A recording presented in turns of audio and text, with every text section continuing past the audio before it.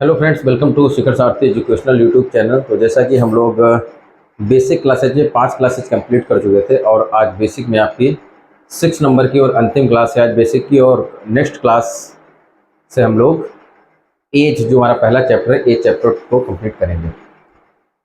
तो आज 6 क्लास को कंप्लीट करेंगे इसको। तो हम लोग यहाँ तक पहली क्लास में इतना कंप्लीट किया था, ये सेकेंड क्लास रही थी और ये थर्ड क्लास। और इसमें आपकी इसमें एक पार्ट 1 है और दूसरा पार्ट 2 है, कंप्लीट हो चुका। आज हम बेसिक मैथ रूल्स में पार्ट 3 को कंप्लीट करेंगे, पार्ट 3 कंप्लीट करेंगे, ठीक है। तो चलिए आगे बढ़ते हैं। तो यहाँ जो हम लोग तिर्रे गुणा के बारे में बढ़ेंगे, क्रॉस मल्टीप्लिकेशन क्या होता है, ठीक है। तो किसी भी समीकरण के बाएं पक्ष, तो पहले देख लेते हैं समीकरण होते किस तरीके। समीकरण आपका होता है, जैसे लिख लेते हैं 2x + 3 upon 5 is equal to 5x + 5 upon 7। इस तरीके के आपके समीकरण रहते हैं, इस तरीके के आपके क्या रहते हैं, समीकरण रहते हैं। तो ये समीकरण बनते कैसे, जो अंश में वैल्यू होती है इसको क्या बोलते हैं a, और जो हर में आपकी वैल्यू दे रखी होती है इसको बोलेंगे b, और बराबर के दूसरी तरफ जो वैल्यू दे रखी होती है उसको क्या बोलते हैं c, और इस वैल्यू को क्या बोलेंगे d। तो पक्षांतर करने में एक हमारा क्या होता है, एक होता है बायां पक्ष और इसी के बराबर में एक दे रखा होता है क्या, दायां पक्ष, ठीक है। ये दोनों दे रखे होते हैं, ठीक है। तो बाएं पक्ष में क्या होता है, एक भिन्न दे रखी होती है, जैसे भिन्न दे रखी a/b = c/d। तो तिर्रे गुणा क्या होती है, इस भाषा के हिसाब से समझेंगे किसी भी समीकरण के बाएं पक्ष का। तो बाएं पक्ष ये है, बाएं पक्ष के अंश का, तो बाएं पक्ष का अंश ये हो गया, बाएं पक्ष का अंश का दाहिने पक्ष के हर से गुणा करना, दाहिने पक्ष के हर से गुणा करना, मतलब a की गुणा हम किससे करेंगे, d से, और इस c की गुणा किससे करेंगे, b से, या इसको b गुणा c भी कह सकते हैं। मतलब ये कैलकुलेशन इधर जाएगी और ये कैलकुलेशन इस तरफ आएगी। इसी को हम लोग क्या बोलते हैं, तिर्रे गुणा बोलते हैं। इसी को तिर्रे गुणा बोला जाता है, क्रॉस मल्टीप्लिकेशन इसी को बोलते हैं, ठीक है। तो इस तरीके से करेंगे। तो तिर्रे गुणा में हमको किस तरीके के क्वेश्चंस रहते हैं और जिन्हें हमें सॉल्व करना पड़ता है। तो यहाँ पर आपको एक समीकरण दे रखा होता है, जिस समीकरण को आपको सॉल्व करना रहता है। तो एक समीकरण हम लोग लिख लेंगे 2x + 3 upon x + 9 is equal to 2/5। तो इस 5 की गुणा हमें इसमें करनी है और इस समीकरण की गुणा 2 से करनी। तो 5 की गुणा जब इससे करेंगे तो लिखेंगे 2x + 3 × 5 इज इक्वल टू 2 × 2 की गुणा किससे करेंगे, x + 9 से। तो x + 9 बटे में लिखा हुआ दूसरी तरफ जाएगा, बराबर के दूसरी साइड में, तो गुणे में परिवर्तित हो जाएगा। तो कितना लिखेंगे, x + 9। अब 5 की गुणा, ब्रैकेट के अंदर जितने भी पद होते हैं, कोष्ठक के अंदर जितने भी पद हैं आपके, तो बाहर आप जो भी संख्या से मल्टीप्लाई करते हैं वो सभी में मल्टीप्लाई करें। कैसे, जिसे 5 की मल्टीप्लाई 2 से करेंगे, 5 दूना 10x, प्लस का प्लस लगाएंगे और 5 की 3 से गुणा करेंगे 15 इज इक्वल 2 की गुणा x से करेंगे तो कितना हो जाएगा 2x, यहाँ पर प्लस दिया हुआ है तो प्लस का प्लस लगाएंगे, और 2 की गुणा फिर 9 से करेंगे तो कितना आ जाएगा 18। इसके बाद में जो x वाले पद हैं उन्हें एक तरफ कर लेना है और जो संख्याएं आपके उनको दूसरी तरफ कर लेना है, जैसे 10x।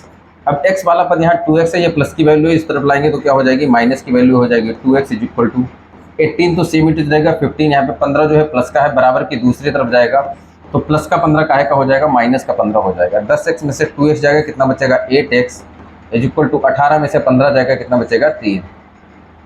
तो 8x बराबर 3 आ गया, कितना आ गया 8x is equal to 3। 8x लिखा है, मतलब ये यहाँ पे लिखा है 8 गुणा x इज इक्वल टू 3। 8 गुणे में है, बराबर के दूसरी तरफ जाएगा तो ये बटे में परिवर्तित हो जाएगा, मतलब x का मान कितना आ जाएगा 3/8।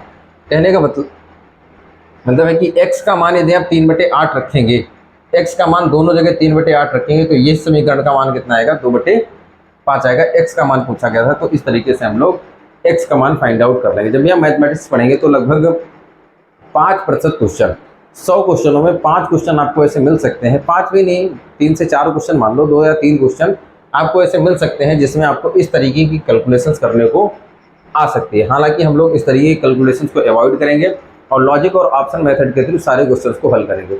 एक आध प्रतिशत 2% तक जो क्वेश्चन रह जाते हैं उनके लिए हमको इस कैलकुलेशन को सीखना जरूरी है।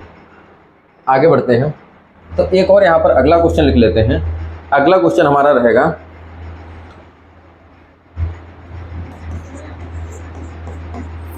2x - 3 upon 4 - x is equal to minus का 5/4। अच्छा, पिछले प्रश्न में क्या था, जो हमारी वैल्यू दे रखी थी वो पॉजिटिव दे रखी थी। अगर वैल्यू निगेटिव दे रखी है तो निगेटिव चिन्ह की जब भी हम किसी भी संख्या में मल्टीप्लाई करते हैं तो वो क्या करता है, चिन्ह बदल देता है। प्लस होगा माइनस कर देगा, माइनस होगा तो उसे क्या करेगा, प्लस होगा कर देगा।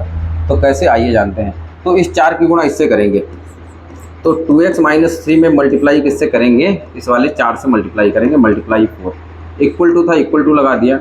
अब ये जो -4 है इसकी मल्टीप्लाई किससे करेंगे, 4 - x से, 4 - x से। तो 4 की गुणा 2 से करेंगे, 4 दूना 8x, माइनस का माइनस आ जाएगा, और 4 की गुणा 3 से करेंगे, 4 3 12। अब देखो 5 की गुणा 4 से करेंगे तो 5 चौके कितना हो जाएगा, 20। 4 काहे का था, प्लस का था। और जब माइनस से गुणा करेंगे तो अंदर जो भी संख्याएं दे रखी, जो संख्या अंदर प्लस की है वो माइनस की हो जाएगी, और जो संख्या यहाँ पर माइनस की दे रखी है वो प्लस की हो जाएगी। जैसे कि यहाँ पे 4 काहे का दिया है, प्लस का दिया है, माइनस से गुणा होगी तो माइनस का 20 हो जाएगा। जब 5 की गुणा x से करेंगे तो कितना हो जाएगा, 5x। माइनस की गुणा माइनस से करेंगे तो रिजल्ट का हो जाएगा, पॉजिटिव हो जाएगा, प्लस का 5x आ जाएगा। अब क्या करेंगे, इसके बाद x वाले पदों को एक पास करेंगे और संख्याओं को एक पास लिखेंगे।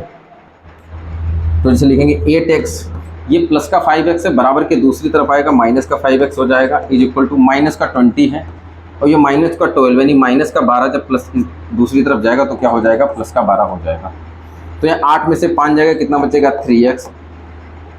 जोड़ और घटाने के नियम में बताया था कि यदि एक संख्या धनात्मक तथा एक संख्या ऋणात्मक है तो संख्याएं आपस में घट जाती हैं और चिन्ह बड़ी संख्या का लगता है। तो यहाँ पर एक संख्या धनात्मक, एक संख्या ऋणात्मक है तो संख्याएं आपस में घट जाएंगी, रिजल्ट कितना आएगा, 8।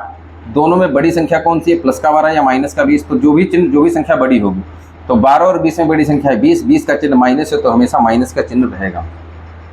तो यहाँ पर हमारी फाइनल कैलकुलेशन कितनी आएगी, 3x is equal to 8 minus का 8। तो यहाँ पे इसको क्या लिख लेंगे, 3 गुणा x is equal to minus का 8, तो x is equal to minus का 8/3। तो यहाँ पर हमारा x की वैल्यू कितना आ जाएगा, माइनस का 8/3।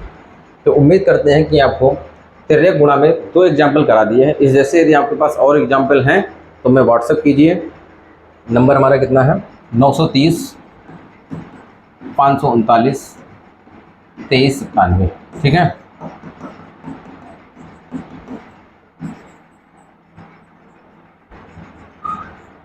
व्हाट्सएप अपना नाम लिखकर करेंगे, और जो भी चैप्टर्स हम यहाँ पर पढ़ा चुके हैं उन चैप्टर से रिलेटेड किसी भी प्रश्न में यदि आपको डाउट है तो आप अपलोड करेंगे, शॉर्ट वीडियो के माध्यम से आपको उस प्रश्न का सलूशन करा दिया जाएगा, ठीक है।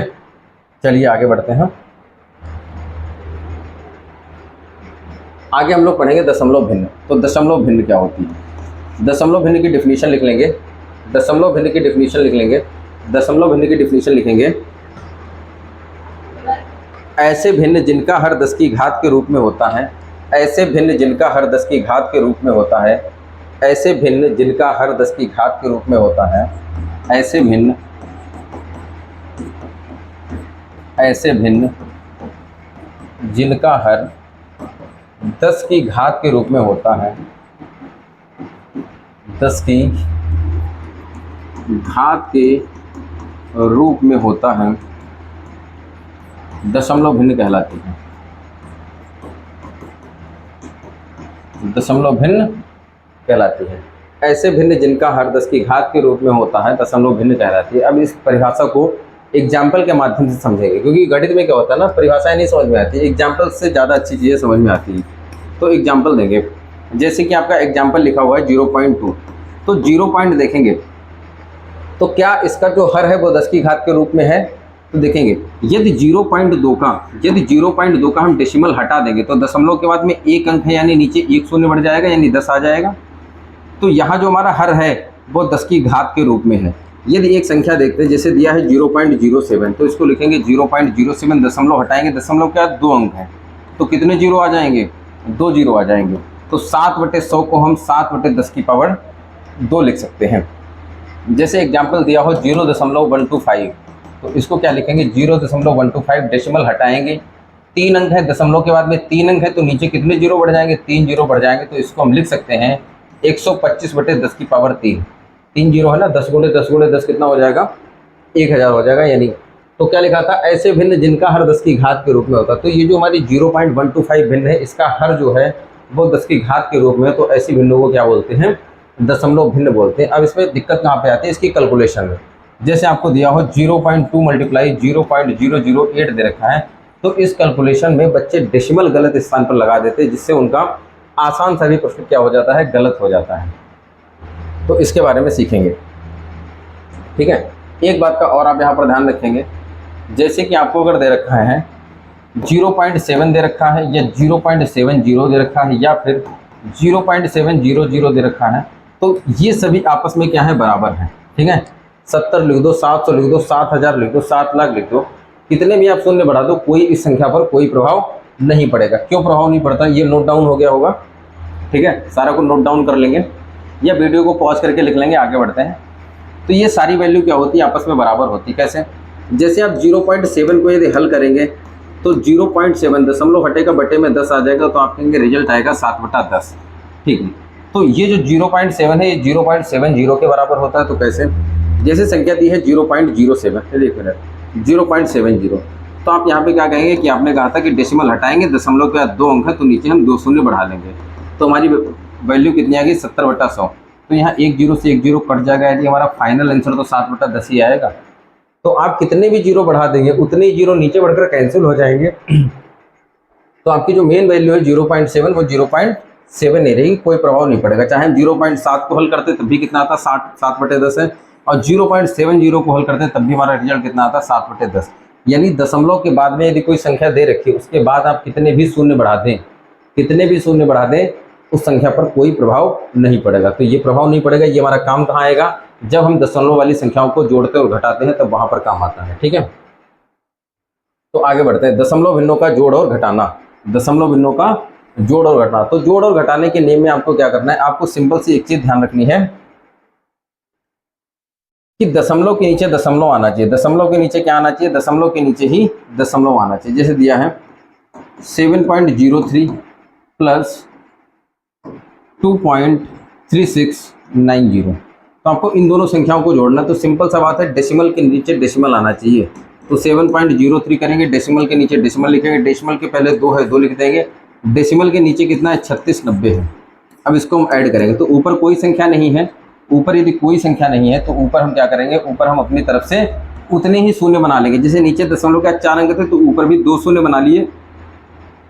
यहाँ भी दशमलव के बाद कितने अंक हो गए हैं? 4 अंक हो गए हैं। तो 0 को ऐड करेंगे, 0 आएगा। 9 में 0 ऐड करेंगे, 9 आएगा। 6 और 3 कितना हो जाएगा? 9। 3 में 0 ऐड करेंगे, 3, और 7 और 2 कितना हो जाएगा? 9। यानी आपका रिजल्ट यहाँ पर इतना आ जाएगा, ठीक है। अगला प्रश्न देखते हैं। जैसे आपको दिया है 2.3 प्लस 0.23 प्लस 0.0023, तो पहली संख्या क्या लिखेंगे? 2.3। दशमलव के नीचे दशमलव आएगा, दशमलव के पहले क्या है? 0, तो 0 लिखेंगे। दशमलव के बाद 23 है, 23 लिखेंगे। दशमलव के नीचे दशमलव आ जाएगा, दशमलव के पहले 0 है, 0 लिखेंगे। फिर 00 23 है, तो 00 23 लिख लेंगे और इस संख्या को हम जोड़ देंगे। लेकिन जोड़ने से पहले क्या करेंगे? जितने अंक कम है वो पूरे करेंगे। जैसे यहाँ 2 अंक बढ़ा देंगे और यहाँ पर 3 जीरो बढ़ा देंगे, ताकि हमें जोड़ते बन जाए। तो इस तरीके से यदि आप शून्य बढ़ा देते हैं, तो दशमलव वाली संख्या पर इसका कोई प्रभाव नहीं रहता। संख्या का एग्जैक्ट मान वही रहता है जो कि पहले था।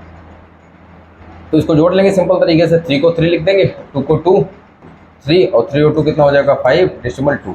तो आपका यहाँ पर फाइनल रिजल्ट इतना आ जाएगा। तो इस तरीके से संख्याओं को जोड़ेंगे, और इसी प्रकार हम संख्याओं को क्या करेंगे?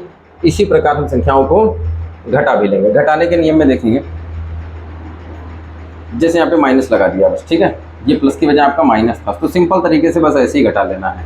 तो 0 में से 0 जाएगा 0, यहाँ हासिल लेंगे। 10, 10 में से 9 जाएगा 1, यहाँ 2 बचेगा, 12 हो जाएगा। तो 12 में से 6 जाएगा, 6 बचेगा, यहाँ 9 बचेगा। तो यहाँ बचेगा आपका 9, 9 में से 3 जाएगा तो कितना बचेगा? 6। डेसिमल लगाएंगे, यहाँ 6 बचेगा, 6 में से 2 जाएगा तो कितना बचेगा? 4। तो 4.6610 आपका यहाँ पर फाइनल रिजल्ट हो जाएगा। तो इस तरीके से आप संख्याओं को घटा सकते हैं।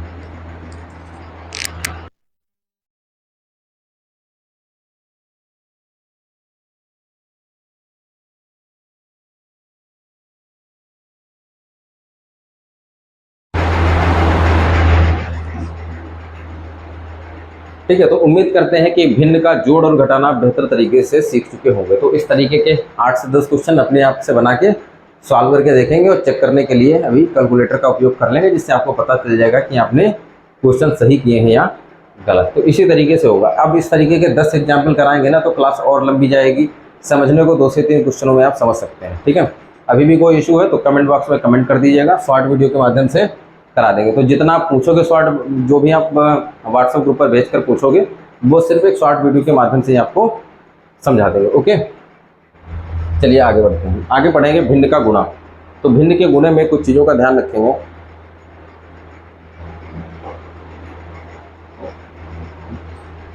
जैसे हम गुणा करते हैं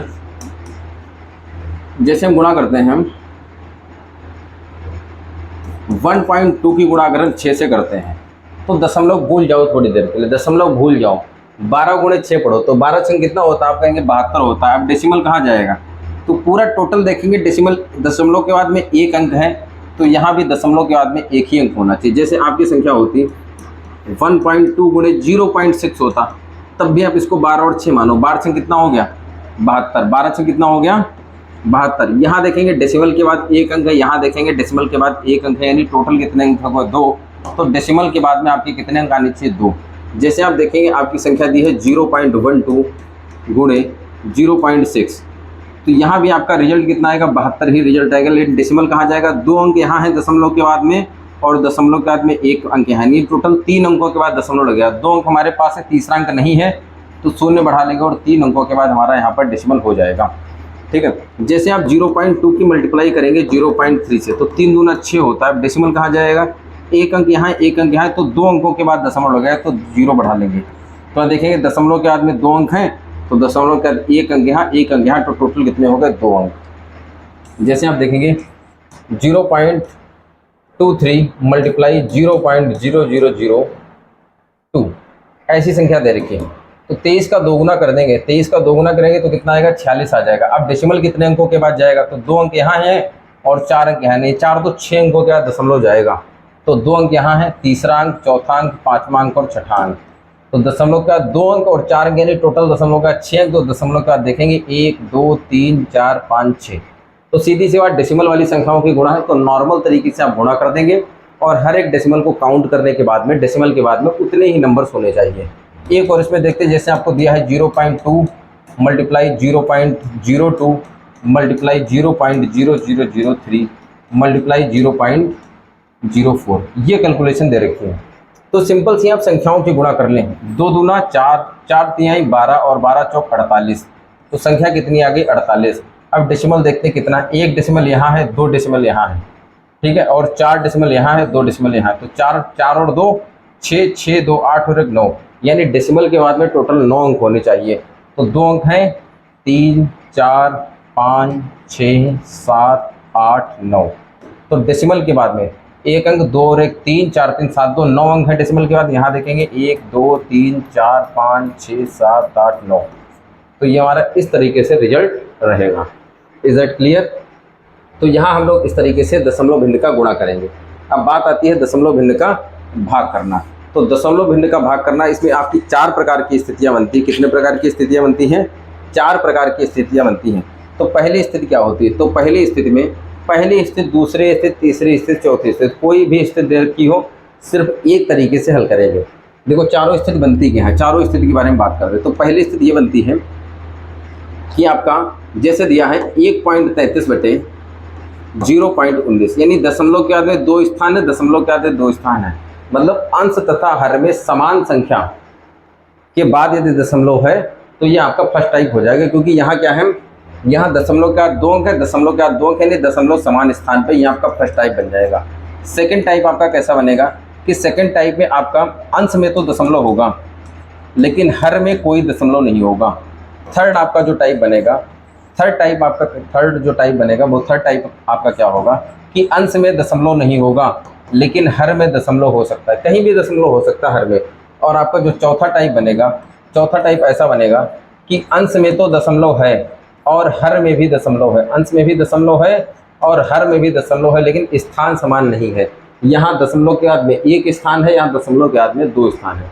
तो इस 4 तरीके के क्वेश्चन बनते हैं। तो आपको सिंपल सा क्या करना है, सिंपल सा एक रूल अप्लाई कर लेना है। क्या, जैसे यहाँ पर सब में एक रूल अप्लाई करेंगे और सब में आंसर अलग अलग आएगा, ठीक है, क्योंकि सारे क्वेश्चन अलग अलग हैं, संख्या एक जैसी दिख रही, क्योंकि डेसिमल अगर जरा सा भी आगे पीछे है तो आपके वैल्यू बदल जाएगी, ठीक है। जैसे देखेंगे ये कितना लिखा है, 1 रुपये 12 पैसे, और इसको अगर हमने ऐसे लिख दिया तो 11 रुपये 2 पैसे या 20 पैसे इसको बोल सकते हैं, ठीक है। तो यहाँ देखेंगे 1.33 था और बटे में 0.19 था, तो डेसिमल हटाएंगे और गुणे में डेसिमल के बाद में कितने अंक हैं, 2 अंक हैं, तो 2 शून्य बढ़ा देंगे। अब नीचे का डेसिमल हटाएंगे, डेसिमल के बाद में 2 अंक हैं, तो यहाँ भी 2 शून्य बढ़ा देंगे। तो हमारा क्वेश्चन क्या हो गया, 133 गुणे 100 बटे 19 गुणे 100। यहाँ 100 से 100 कैंसिल हो जाएगा, 19 से काटेंगे, 19 सत्ते 133, तो 19 से जब 133 को भाग करेंगे तो कितना आएगा, 7। दूसरा देखेंगे, इसमें कितना दिया है, 1.33 बटे 19। यहाँ डेसिमल हटाएंगे, डेसिमल के बाद अंक है तो बटे में कितना आ जाएगा, 100। 19 से काट देंगे, 19 सत्ता 133, यानी कितना आ जाएगा, 7/100। चाहे तो आप इसको भाग करके और डेसिमल में वैल्यू ला सकते हैं। यहाँ देखेंगे, यहाँ कितना दिया है, 133 बटे 0.19, तो यहाँ भी डेसिमल के बाद में 2 अंक है, तो डेसिमल हटाएंगे, ऊपर कितने शून्य बढ़ जाएंगे, 2, ठीक है। तो 19 से काट देंगे, 19 सत्ते 133, 7 की गुणा 100 से करेंगे तो रिजल्ट कितना आएगा, 700। और जब स्थान समान नहीं है तो क्या करेंगे, 13.3 लिखा हुआ बटे में 0.19 लिखा है, डेसिमल हटाएंगे, डेसिमल के बाद में 1 अंक है तो गुणे 10 हो जाएगा, डेसिमल हटाएंगे, डेसिमल के बाद 2 अंक है तो अंश में जहाँ से डेसिमल हटाएंगे उसके बटे में जाएगा। जैसे अंश से हर से डेसिमल हटाया तो 2 अंक थे, 2 शून्य ऊपर बढ़ा देंगे, 1 लिखकर ही शून्य बढ़ाते हैं, तो यहाँ 1 0 से 1 0 कट जाएगा, तो कितना बचेगा, 133 गुणे 10 बटे 19। 19 से भाग करेंगे तो 19 सत्ते 133, 7 की 10 से गुणा करेंगे तो रिजल्ट कितना आएगा, 70 आएगा। तो इस तरीके से आप दशमलव बिंदु का भाग भी बड़ी आसानी से कर पाएंगे। इतने टाइप के क्वेश्चंस बनते हैं आपके यहाँ पर, ठीक है।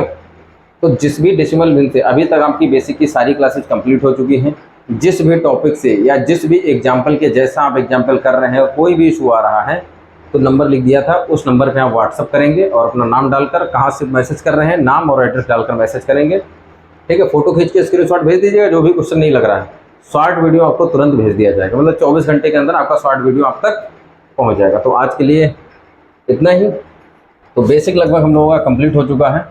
ये क्लास आपको सुबह 10 बजे डेली मॉर्निंग में 10 बजे नहीं 8 बजे 08 AM सुबह हो जाएगी। तो विधिवत इसके नोट्स बना लेने आप लोगों को, और नोट्स का क्या करना है, रिवीजन करना है, और रिवीजन नोट्स का कितनी बार करना है, 3 टाइम्स